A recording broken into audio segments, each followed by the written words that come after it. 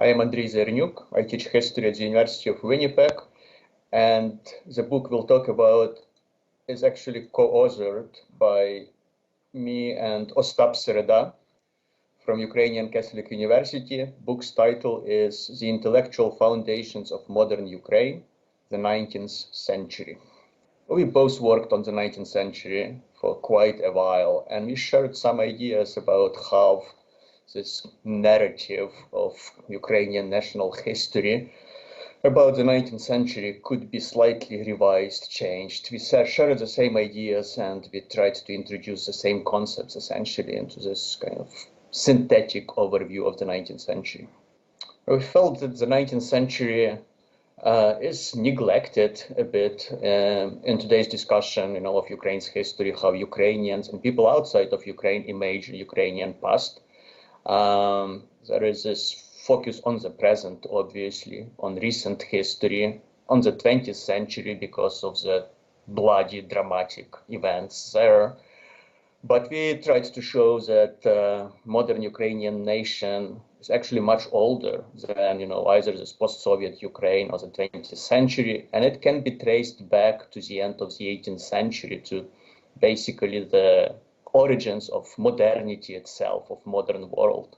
We felt that there was a need to update this Ukrainian narrative about Ukrainian 19th century because we do have histories of Ukraine in English and they all cover the 19th century, but there have been lots of works produced on empires, for example, both the Habsburg and the Russian Empire in the 19th century, after those classical textbooks, like Subtelny's or Magochis were published. So we wanted to kind of revise the traditional narrative of the Ukrainian history a bit, but also to introduce English speakers to this period.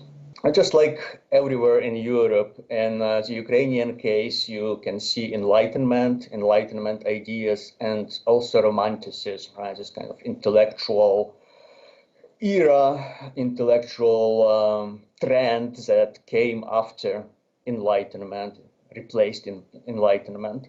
One of the things we do in our book is to pay attention to fine literature,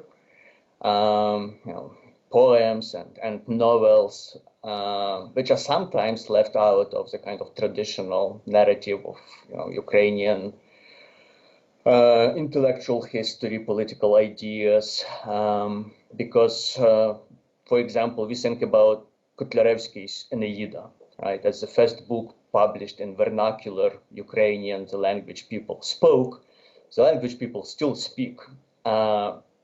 And we forget that there were also political implications to Aeneida, that its significance was greater than its language. Marko Pawlishin showed that very well. He showed that, the community, national community imagined in Aeneida is the community of this new type and all-inclusive national community, right? Where you have people of all kinds of social strata united, right, in this community of a shared culture, which was a very novel thing because, like Cossack officers didn't think about their nation as this kind of all-inclusive strata, right? Their Ukraine was Cossack Ukraine, Ukraine of this Cossack corporation, just like, Polish-Lithuanian Commonwealth was a Commonwealth of the nobility. So we have this revolution, and it's happening very early on, right, at the end of the 18th century, basically simultaneously with the French Revolution, with the American Revolution. It's not as spectacular, or there are no battles, but intellectually it's a Copernican revolution when it comes to how we imagine our community. Yeah, there was no archival research for this book. I mean, we did archival research on the 19th century for our other projects, so we know primary sources well, but the main idea was to produce a synthetic work that would be based on already published research, mostly on secondary sources, but also reinterpretation of the familiar primary sources. And for the intellectual history in general, sources are already out there, right? Those works have been published. and it's just a new reading of the familiar sources. Yeah, excellent question.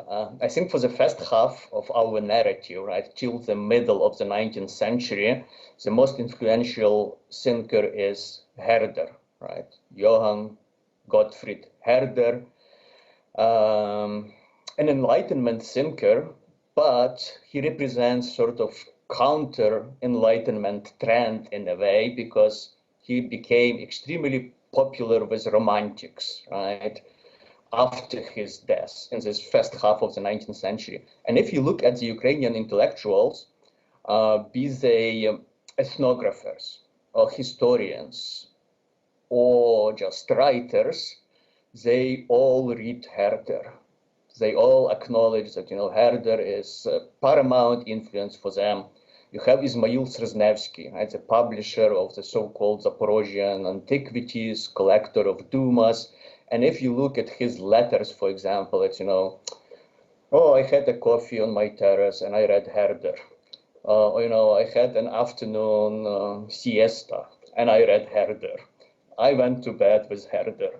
Kostomarov, his dissertation, like if you open the introduction, the only outside influence, the only outside thinker mentioned there is actually Herder. So yeah, Herder is absolutely important. And in our book, because all historians know about Herder and how Herder important was for the East Central Europe, but we tried to draw readers' attention to Herder's political theory, right? So it was not just his ideas about the multiplicity of cultures out there, about the importance of language, but Herder also imagined a peculiar nation organized from below, nation which was primarily cultural and was almost anarchist as a community, because Herder hated those central governments, right? The imposition of order and rule from above. And those Herder's ideas can be seen in the book of the Genesis of the Ukrainian people, right? The key kind of political text produced by Ukrainian activists in the 1840s, right? The Brotherhood of Saints Cyril and Methodius, Shevchenko, Kostomarov, Kulish are members of it, and this is the first modern political program for Ukraine, for the Ukrainian nation. And it's very Herderian, right? And its message. It's this kind of anarchist, loose federation of free communities. That's how they imagine their ideal world. I mean, if you look at the Ukrainian movement in the 19th century, politically, in terms of, control of central government or even of local self-government, it's powerless, right? The Galician Diet is not Ukrainian in Lviv. Zemstvos in Ukraine are not actually Ukrainian, are not in the hands of Ukrainian activists. So they have to work outside of, city councils, local legislatures. They are not in the executive branch of the government either.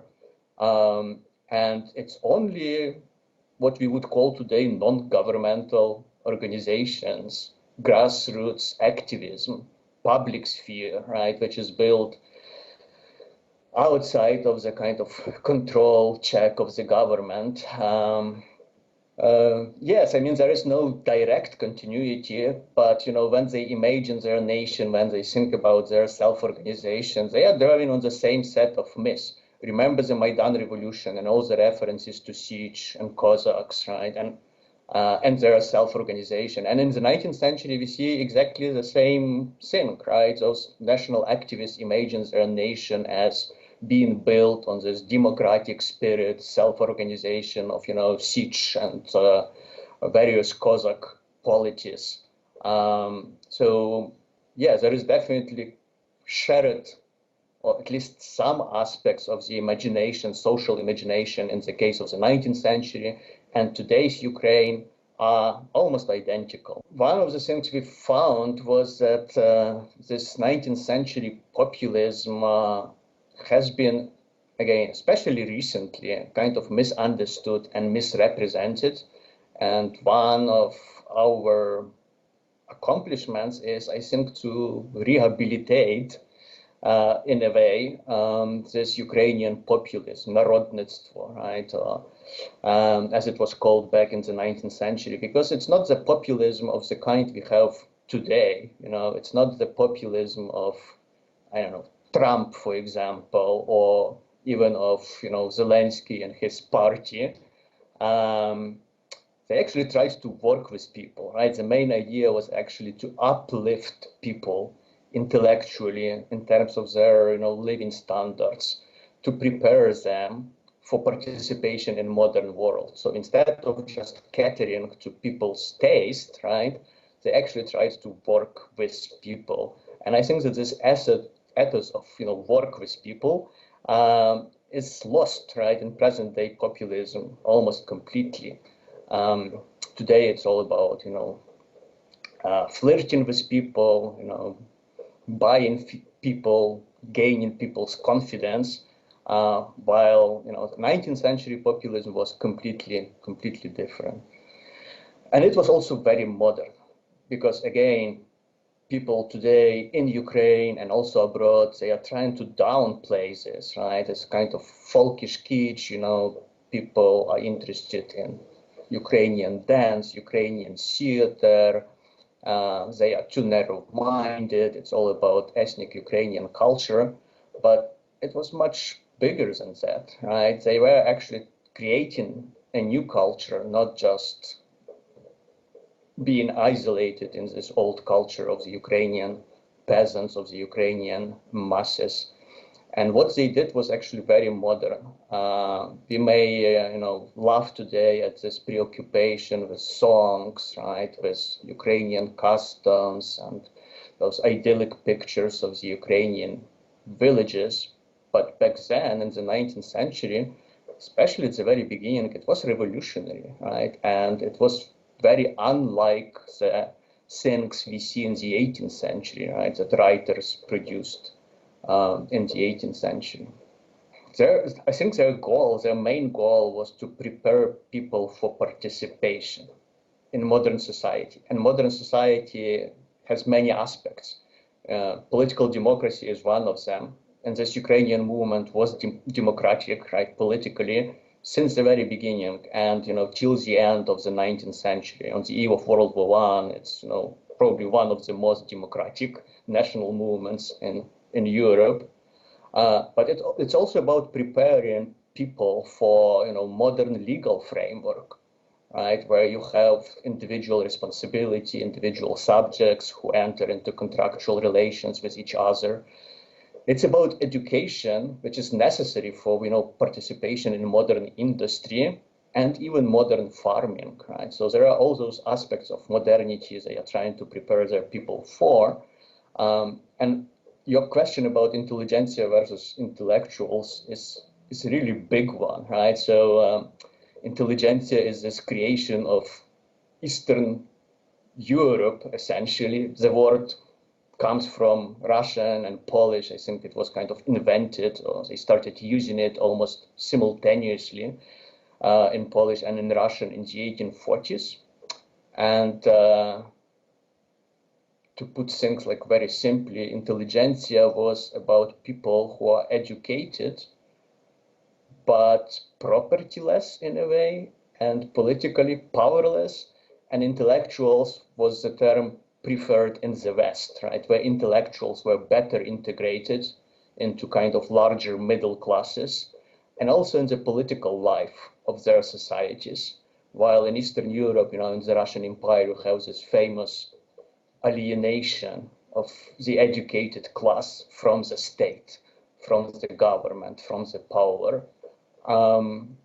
And in Ukraine, we prefer the term intellectuals because in the Ukrainian case, you also have Galicia, which was actually quite different. The Habsburg Empire was quite different. And those intelligentsia members from Galicia, they were much better integrated, right, into middle classes, Galician middle classes. They did have some access to political power there. But by and large, the boundaries are not clear, and we are interested in people who generated ideas, who participated in the intellectual exchange. Intelligentsia is much broader, right? So you won't find village teachers. We don't talk about them too much in our book because we focus on those prominent figures who published things, contributed to the public debate. Yeah, I mean, it was a very popular, explanation back then, I think starting with the 1950s or maybe even earlier, when people think about the Russian Empire, the 19th century, intelligentsia, which is very different from the educated classes in the West. I think today's scholarship is trying to revise this picture a bit. We no longer think about the Russian Empire as following some kind of completely different trajectory, because things were happening in the Russian Empire in the 19th century. It was changing. We have the great reforms of the 1860s, 1870s. Then we have, the revolution of 1905, and we do have a national legislature, right? Duma is established. So I think the Russian Empire was changing. If you, again, think about this binary opposition between Russia against the West, I mean, there was no West in the 19th century. You have a range of options, a range of degrees of constitutionalism, because the German Empire, for example, was very different from the British Empire. In the end of the 19th century, they did have both a parliament, right? But parliament had more power in Britain. In Germany, the emperor was actually real power, right? And in that respect, this Russian Empire on the eve of World War I is not that different from Germany, for example, right? Or from the Habsburg Empire. So instead of this kind of strict opposition between, this kind of idealized West, the land of, freedom, liberty, democracy, and this autocratic Russian Empire, I prefer to see, a kind of degrees of freedom, of modernity, of constitutionalism. Yes, Cossacks in general, right? Not just Khmelnytsky. I'm not sure that they knew much about Orlyk or his constitution. And Orlyk's constitution was not a modern constitution, right? It was one of those pre-modern political arrangements. The model was definitely the Polish-Lithuanian Commonwealth, right? Because there you also have diets of the nobility, kings are elected, they are not absolute rulers, they have to consult. I mean, the Polish-Lithuanian Commonwealth is a strange case because it's essentially a royal republic, right? Commonwealth means a republic, right? So it's a republic of nobility. Kings are elected. I mean, they are elected for life, but it's the same with hetmans, essentially, right? Once they are elected, they are supposed to rule until they die. There are diets. Only nobility participates. In the case of Cossacks, it's only Cossacks participate in those assemblies. So, yeah, Cossacks are coming from the Polish-Lithuanian Commonwealth. It's, politically, it's their cradle, this very interesting early modern state. And much of their political ideas are coming from there. Of course, in the 19th century, Ukrainian activists are emphasizing their specificity, Cossacks' specificity as a historical phenomenon, right? They believe that this is a case of, military democracy, of organization from below, that it's a testimony to this particular spirit of Ukrainian people, right, that distinguishes them from their neighbors who live under monarchies. And it's this historical experience of Cossackdom that prepares Ukraine for modern democracy, right, in their opinion. And it also helps Ukrainians to preserve the democratic spirit of their culture, right? We all know this familiar story. The upper classes betrayed, Ukrainian nation. They joined either the Russian nation or the Polish nation, assimilated into those nations, and only commoners, only lower classes, real people preserve this national spirit of Ukraine. This is basically how Romantics, right, formulated this myth of the Ukrainian Cossack past. And they did it for very pragmatic purposes. I mean, they wanted to offer something attractive to the people, right, to the peasants in the 19th century, and something that would also connect them with this future ideal of democratic participation. So if you look at the kind of typical ontologies of documents of Ukrainian political thought, for example, right, in the 19th century, we all know that this idea of independence is formulated quite late, right? At the end of the 19th century, you have Julian Baczynski, Ukraina Irredenta, in which you do find this vision of independent Ukraine as a kind of historical necessity, right? As historical development leads to this. And then we have Mikhnowski's Samostійna Ukraina at the very beginning, right, of the 20th century. So it's this period where we have those visions of, where we find those visions of independent Ukraine. But, if you go back to the first half of the 19th century, the 1840s, the Brotherhood of Saint Cyril and Methodius, they don't have a vision of an independent state, right? Because what they imagine as an ideal future for the humankind is actually a stateless organization, right? They are anarchists in a way. Their ideal organization is this commonwealth of communities. We move further in time to, the second half of the 19th century. We have Drahomanov, who is also an anarchist, let's say kind of liberal anarchist.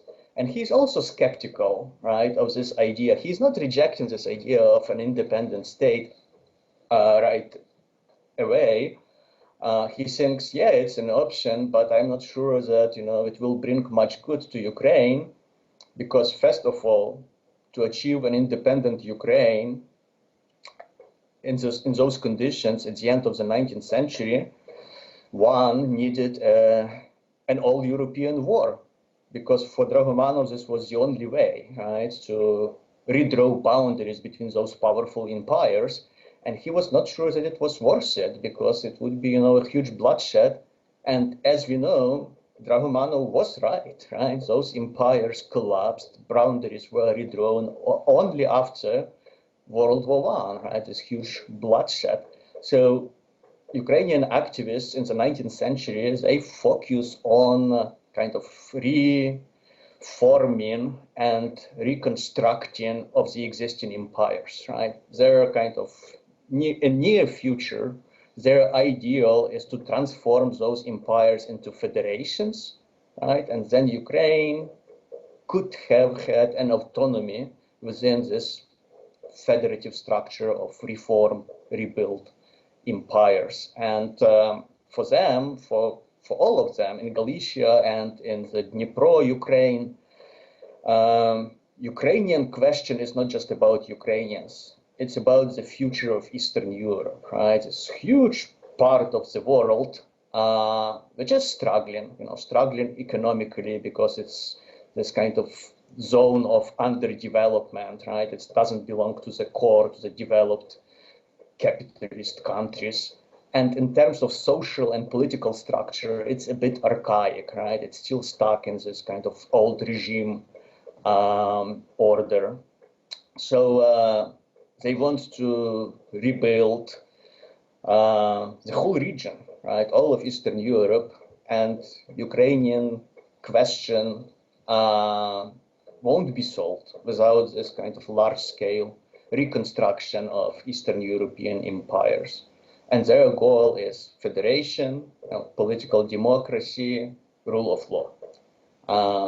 They hope that once this political framework is changed, then the development will be much freer, right, unencumbered by the archaic, anachronistic political structure.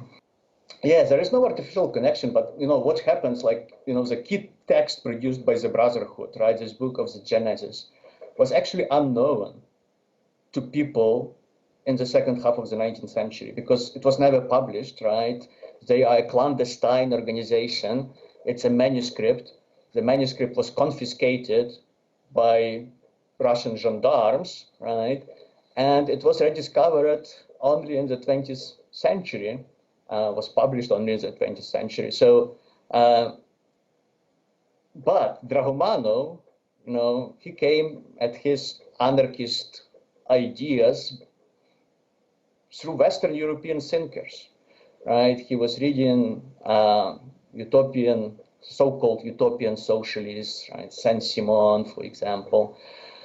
Also Proudhon. Proudhon was very important intellectual influence for Drahomanov. And then Drahomanov kind of discovered the Brotherhood of Saint Cyril and Methodius and realized that there was some similarity between his ideas and the ideas of those brothers, right, the members of the Brotherhood. And he believed that it was not an accident, right?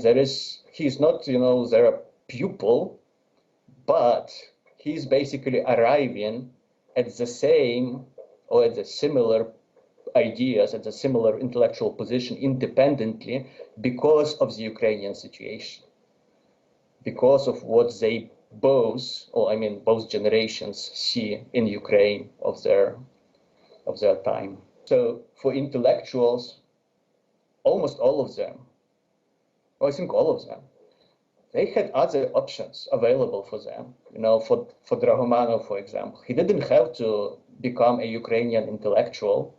He could have become a Russian, anarchist, socialist, whatever, oppositional figure, Russian scholar.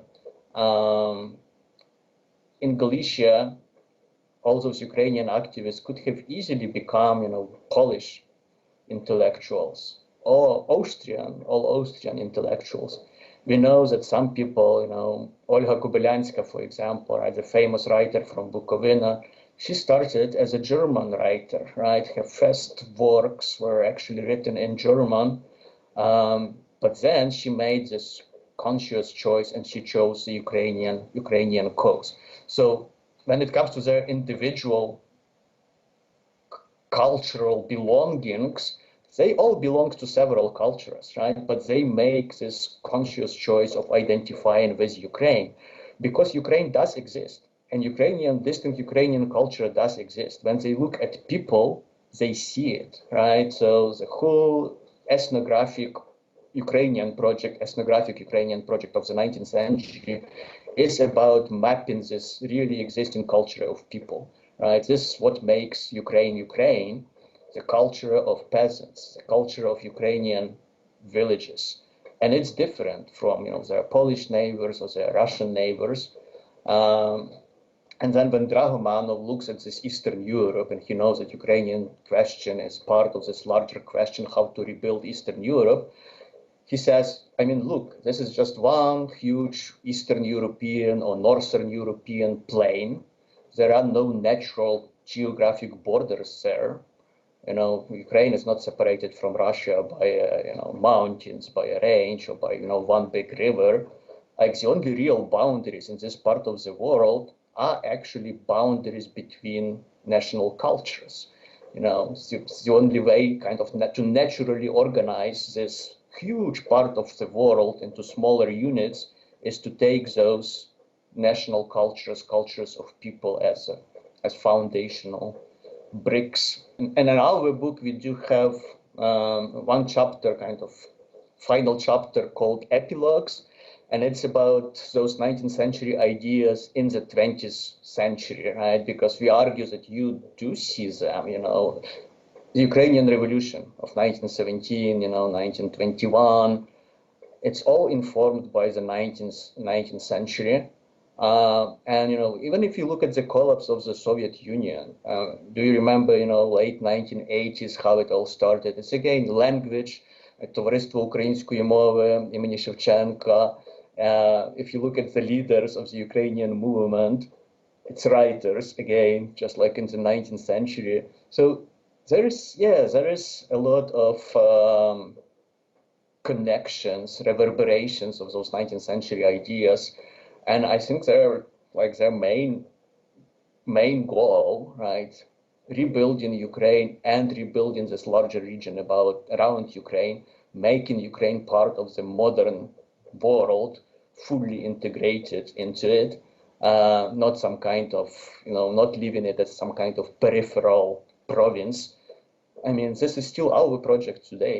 No, there is, yeah, even with synthetic works, there is an element of discovery, right? So usually we have some ideas and then we start rereading those texts, even so we read them, you know, sometimes a couple of times before, like every rereading fleshes out something, some new things, some new things. So for me, it was about the rediscovery of Drahomanov and rethinking him a little bit. And I was also thinking about Drahomanov's influence on the socialist movement in general, on the international socialist movement, because I believe that his significance was not just limited to the Ukrainian history, you know, or the Russian Empire, that, you know, he did influence of socialist thinkers in Western Europe too.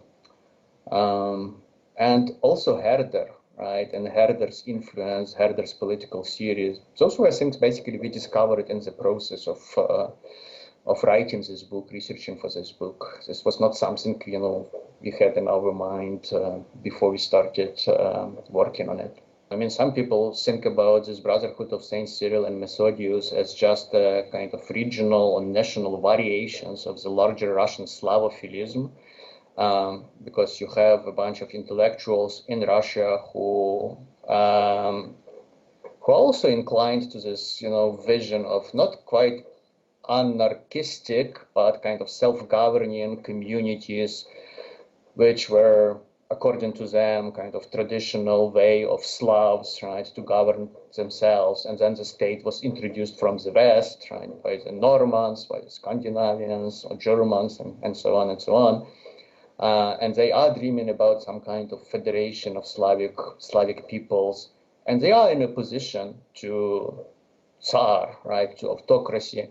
We do have conspiracies in Russia, right, at the same, more or less the same time, of slightly different type, right? We have people like Herzen, basically the father of the Russian socialism, who was arrested, right, exiled, then emigrated from Russia, from the Russian Empire.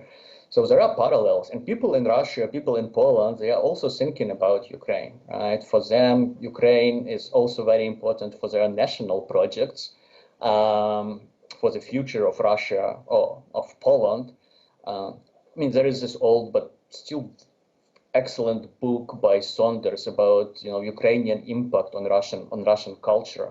And we should remember that in the 1820s, in the 1830s, Ukraine was very popular with Russian intellectuals, with Polish intellectuals, right? The spirit of romanticism is there. They are all fascinated with Ukrainian historical songs, right? With Cossacks. It's, you know, kind of perfect land for romantic imagination. But what we discovered was also that there is this moment when Ukraine became associated with political radicalism, right, in this romantic imagination. Kondratij Ryleyev is a good example. He was one of the Decembrists, right, hanged by the Tsar after the defeat of this attempted coup or uprising. And of course, he's writing about Voynarovsky, right, about Mazepis. You know, there is this poem about Nalivayko by Ryleyev, and for him, Cossacks represent freedom, political freedom, right? And this democratic ideal, and he uses this Cossack past against autocracy, right, to attack Tsarist government in Russia.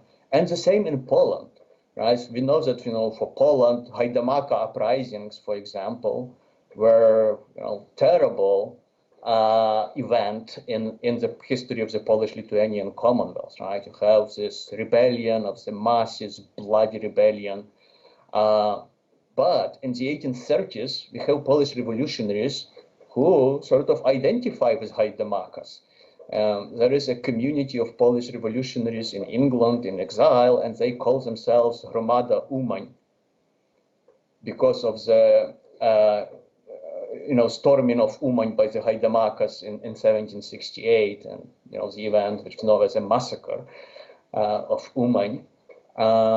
So yeah, there is this fascination with Cossack past with Ukraine, and they all explore and are trying to exploit Ukraine's democratic potential, right? They are trying to use this Ukrainian past for democratization of Poland, Russia. Yeah, I actually have encountered this a lot with Western audiences, right? So their idea is that, Ukraine's borders are completely artificial, right? It's kind of Soviet fabrication. It's just like, typical case of post-colonial borders, or colonial borders, actually, that became, borders of new states. The situation we encounter in Africa, for example, right? When those borders cut through cultural communities, right? And you have people speaking the same language on both sides of the border. And an interesting thing is that, if you look at the map of Ukraine published in 1860, right? It's basically the Ukraine, today. Yes, some borders changed a little bit, 50 kilometers this way, 50 kilometers that way, but it includes, this northern shore of the Sea of Azov, Crimea, Kuban. There was always this question of Kuban, it belongs to the Ukrainian ethnographic territory, and they believe that it should be part of Ukraine. It's not today, obviously. But, Eastern Ukraine, no doubt about that, basically present-day Donbass is there, Sloboda, Ukraine, not just Kharkiv, but all the way, to Belgorod and Voronezh, because those were Ukrainian settlements too. So some differences are there, but by and large, this is the map of the, of Ukraine, of independent Ukraine in 1991, right? When it became independent, as close as it comes. If you look at German borders today, no one in the 19th century imagined Germany in those boundaries.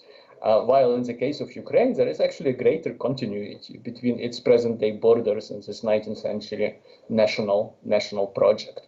Yeah, they know about those lands. They know about Kuban. They go there. You have proverbs, songs recorded in Kuban. You have reports from those regions in Ukrainian periodicals. And if you look at the geography of those Ukrainian activists, where they work, where they think Ukraine is, it's today's Ukraine. Yeah, the main idea is that present-day Ukraine is a direct continuation of this 19th century project, right? This modern Ukrainian nation, as imagined in the 19th century, it's still our nation. For those of us who identify with Ukraine, with Ukrainians.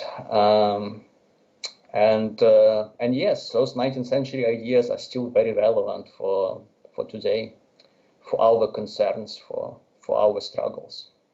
With my research, as you know from my previous books, 19th century Galician peasants, 20th century train stations, I am sort of oscillating between the 19th and the 20th century. So after this, I am moving back to the 20th century, or forward to the 20th century, the second half of the 20th century. And my current project is on public dining in Soviet Ukraine and Communist Poland after World War II. So, restaurants, pubs, canteens, how they evolved and what were the main differences between them, between Poland and Ukraine, both under kind of communist rule, right? Both parts of the Soviet bloc, but at the same time, Ukraine is not just part of the Soviet bloc, but part of the Soviet Union itself. But, the dining establishments in those two countries were quite different, actually. And, if you think about Lviv or Krakow, right, which used to be in the same state, shared the same urban culture for centuries, essentially, and diverged only in, 1939 and then 1944-45. Why their trajectories after 1944 became so different? Because cities that, had basically identical cafes and restaurants under the same communist government developed very different culinary urban traditions. But it's also the question about, this communist subjectivity or mentality. As you know, in the 1990s and even today, we still explain lots of problems in that region, right, by this communist past. You have this communist Sovok mentality or whatever. So my question is actually about this Soviet subjectivity, because I think the only way to approach, individual subjectivity is actually looking at social interaction. And those places, restaurants, cafes, it's where we perform, right, our social selves. That's where we play, our roles in the societies out. We have viewers, people are observing us, there are conflicts, there would be some records, right, about what happened. So I'm interested, not so much in food itself, right, even so, material culture and food are important for this project, but my main focus is actually people, how they behave there, what the system does for their social selves. Yeah, I think we all, like people working on Ukraine, on the regions, we all had calls from, radio stations, TV stations, and were asked for expert commentary. And scholars are paying attention to the atrocities, right, you've mentioned, to the war crimes. Many do say that it's a genocide, right? It's not just a war, it's a genocidal war. There was a special issue, I think, at first a round table and then special issue of the leading journal in genocide studies. And I think the editor basically said that, yes, it's a colonial war. The kind of atrocities we see here, were actually common in those colonial conquests of the 19th century, 18th century. There are obvious parallels with Nazi Germany, right, and fighting this war on Eastern Front, which is not just a war, but also a genocide. My colleague Oksana Dudko, I think she is teaching at Saskatoon this year. There was a special issue, the most recent issue of Canadian Slavonic papers is actually dedicated to Ukraine, and Oksana Dudko has an article there on this war as a genocide, discussing the term. And you're absolutely right about the responsibility of scholars. And in my case, the responsibility of historians in particular, since I am a historian, because yes, historians of the region did miss it. They did underplay the threat, especially since Putin is using history a lot as a justification, right? And those statements didn't begin this year or last year, right? We could already see them back in 2014.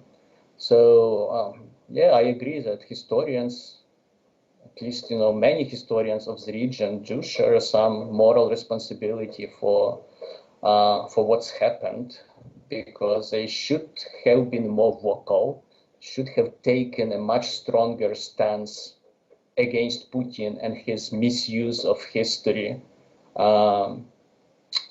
starting with 2014 with the annexation of Crimea.